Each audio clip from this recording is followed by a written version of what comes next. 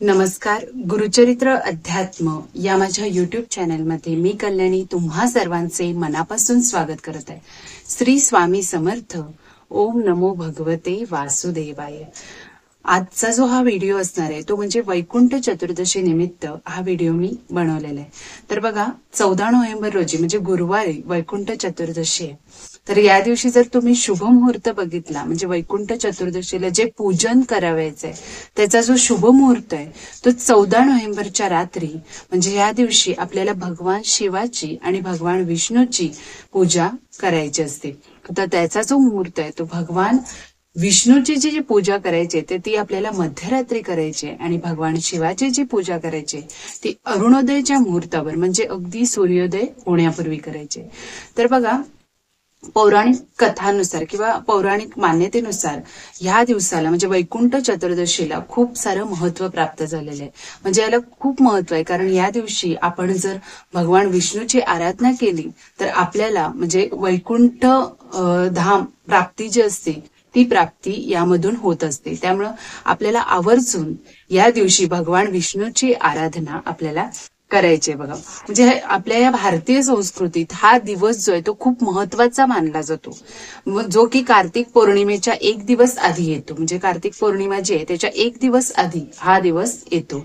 तर बघा, हे दोन्ही देवतांची आपल्याला अगदी आवर्जून आराधना करावी. वैकुंठ चतुर्दशी जी आहे ती 14 नोव्हेंबर म्हणजे गुरुवारी या दिवशी आहे. तर त्या दिवशी तुम्हाला उपवास तुम्ही धरला तरी चालेल, म्हणजे फळांवर हा उपवास आपल्याला करायचा आहे. तर बघा, कुणाला जमत असेल तर, नाहीतर कोणी एक टाइमचा जरी उपवास केला तरी देखील चालू शकतं. आणि त्या दिवशी ब्रह्ममुहूर्तावर रात्री आपल्याला स्नान करायचंय आणि आपल्याला या पूजेची तयारी करायची आहे. तर बघा, या पूजेची थोडीफार पहिला पूर्वतयारी आपल्याला करावी लागते, कारण भगवान शिवासाठी आपल्याला 108 मण्यांचं वस्त्र करायचंय, म्हणजे जे कापसाचं असतं ते वस्त्र करून घ्यायचंय.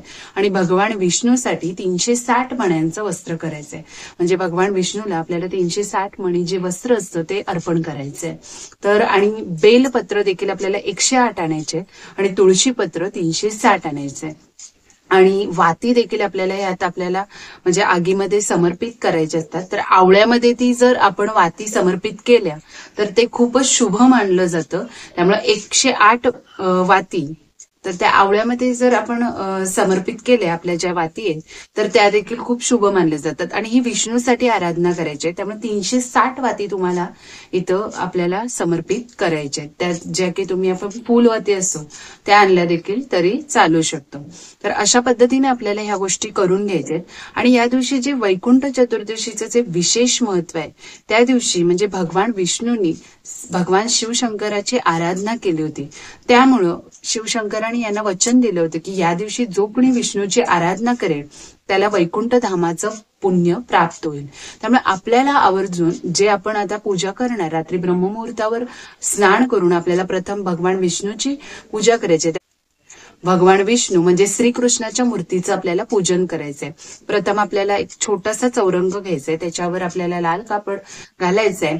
त्यानंतर आपल्याला थोडंसं अक्षता घ्यायचंय, त्यात स्वस्तिक काढायचंय आणि आपल्याला हळद कुंकू अक्षदा वाहून फुलं वाहून आपल्याला त्यावर श्रीकृष्णाची मूर्ती ठेवून त्याच्यावर पहिला अभिषेक करून घ्यायचा आहे. साईडला आपल्या ताम्हणात घेऊन अभिषेक करून घेतल्यानंतर मग आपल्याला त्याच्यावरती मूर्ती प्रस्थापित करायची.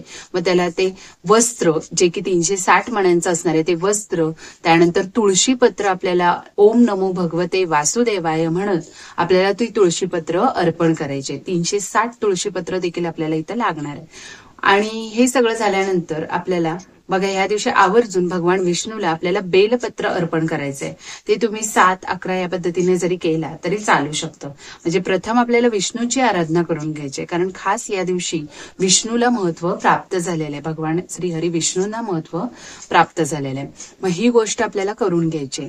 आणि त्यानंतर मग आपली ही पूजन आणि विष्णू सहस्त्रनाम स्तोत्राचं देखील आपल्याला या दिवशी आवर्जून पठण करायचंय. आता हे सर्व झाल्यानंतर पुन्हा ही पूजा तर आपली मध्यरात्री तुम्ही केला तरी चालू शकतं, म्हणजे 3, 3:30 वाजता ही पूजा आपल्याला करायची. आणि त्यानंतर मग अरुणोदय म्हणजे आता ज्यावेळी आपला सूर्योदय होणार आहे तत्पूर्वी थोडासा वेळ आपल्याला भगवान शिवाची आराधना करायची. आता भगवान शिवासाठी तुम्ही तांब्याची जी लिंग, महादेवाचं जे लिंग आहे, शिवलिंग आहे, त्याच्यावर तुम्हाला ह्या सगळ्या गोष्टी करायच्या. मग प्रथम त्याचा पंचामृताने अभिषेक करून घ्यायचा आहे आणि अभिषेक करून घेतल्यानंतर आपल्याला ती शिवलिंग स्थापन करायचं आहे आणि त्या शिवलिंगावर मग आपल्याला 108 मण्यांचं वस्त्र घालायचं आहे, फुलं अर्पण करायचे आहेत, गंध दीप सगळं व्यवस्थित पद्धतीने पूजा करून घ्यायचे. जसे आपण इतर वेळी पूजा करतो त्या पद्धतीने पूजा करायची आणि त्यानंतर मग त्यावर आपल्याला 108 बेलपत्रे अर्पण करायचे. पण या दिवशी जे विशेष महत्व मी सांगितलं की जर तुम्ही भगवान शिवाला तुळशी अर्पण केल्या आणि भगवान विष्णूला जर बेलपत्र अर्पण केलं तर ह्या दिवशी वैकुंठ धामाचं पुण्य आपल्याला नक्कीच प्राप्त होईल. त्यामुळे आपल्याला भगवान शिवाच्या शिवलिंगावर आपल्याला नक्कीच 7-11 या प्रमाणात तुळशीपत्र अर्पण करायचे, जे ह्या गोष्टी आपल्याला करून घ्यायच्या. तर अशा पद्धतीने आपल्याला भगवान शिवाची देखील आराधना होणार आहे. या दिवशी तुम्ही 11व्या अध्यायाचं पठण करायचंय. या दिवशी म्हणजे पहाटेच करायचंय आपल्याला. तर हे 6:19 पूर्वी आपल्याला सगळं हे करून घ्यायचंय. मध्यरात्रीपासून हा मुहूर्त चालू होणार आहे आणि 12 वाजल्यापासूनच. त्यानंतर आपल्याला हे 6-6:15 आत आपल्याला हे सगळं आटोपून घ्यायचं आणि मग त्यानंतर तुम्ही कापुराने धूप आरतीने सगळं व्यवस्थित अगदी पूजा, अगदी चौरंगावर आपल्याला ही पूजा करायची आहे. मग हे सगळं व्यवस्थित केल्यानंतर आपल्याला 11व्या अध्यायाचं पठण करायचं. ओम नमः शिवाय म्हणतच आपल्याला ते 108 जी बेलपत्र आहेत ती अर्पण करायची. ओम नमः शिवाय मंत्राचा जप करीत. आता ह्या सगळ्या गोष्टी आपल्या पूजेच्या झाल्या, पण ह्या दिवशी नक्की असं काय झालं होतं की म्हणजे वैकुंठ धामाचं पुण्य प्राप्त झालेलं आहे. तर बघा, ह्याची एक वैकुंठ चतुर्दशीची एक कथा आहे. ती कथा म्हणजे खूप प्रचलित आहे. या कथेमध्ये असं सांगितलेलं आहे की भगवान श्रीहरी विष्णू जे ते भगवान शिवाची आराधना करायचा संकल्प योजितात. ते त्यासाठी काशी येथे आले होते. तर काशी येथे आल्यानंतर त्यांनी ठरवलं होतं, मग त्यांनी स्नान, ब्रह्ममुहूर्तावर स्नान वगैरे सगळं करून घेतलं आणि साक्षात श्रीहरी विष्णूंनी शिवाची आराधना करण्यासाठी तो संकल्प योजलेला होता. मग त्यांनी काय ठरवलं होतं की 1000 कमलपुष्पांचं म्हणजे भगवान शिवासाठी ते अर्पण करायचं.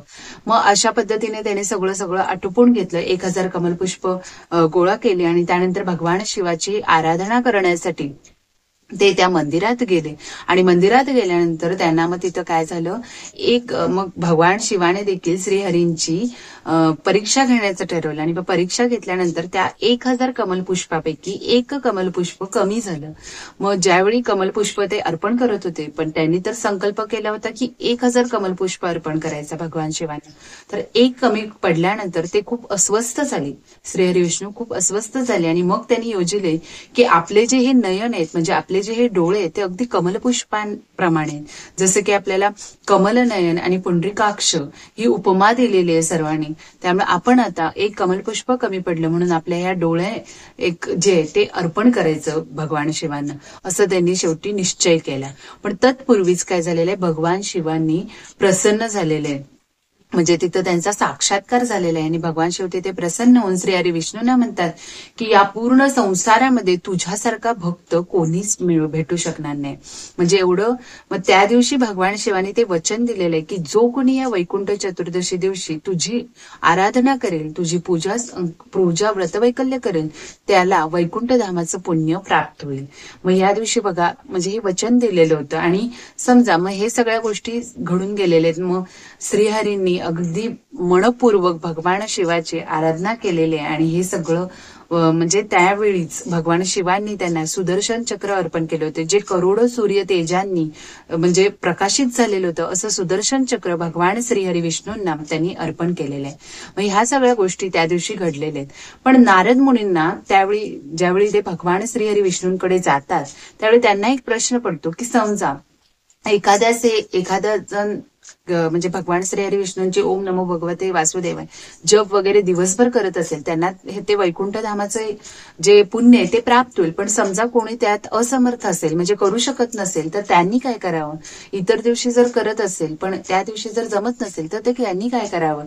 तर त्यांनी आवर्जून या वैकुंठ चतुर्दशी दिवशी ओम नमो भगवते वासुदेवाय या श्रीहरी विष्णूंचा जर जप केला आणि ही जी मी ज्या पद्धतीनं पूजा विष्णूची जी सेवा सांगितली, प्रभावी सेवा सांगितली सांगितलेलं ती जर केली तर नक्कीच त्यामध्ये तुम्हाला वैकुंठ धामाचं पुण्य प्राप्त होणार आहे आणि तुमचे जे पापक्षालन आहे ते पूर्णपणे तुम्ही त्यातून मुक्त होणार आहे. म्हणजे या सगळ्या गोष्टी म्हणजे तुम्हाला इतकं पुण्य प्राप्त होणार आहे की तुमची जी मनोभावे इच्छा असणार आहे ती सर्व पूर्ण होणार आहे. तर अशी ही कथा होती. तर बघा, जर तुम्हाला हा व्हिडिओ आवडला तर नक्कीच या चॅनलला तुम्ही लाईक, शेअर आणि सबस्क्राईब करा. धन्यवाद. श्री स्वामी समर्थ. ओम नमो भगवते वासुदेवाय. ओम नमः शिवाय.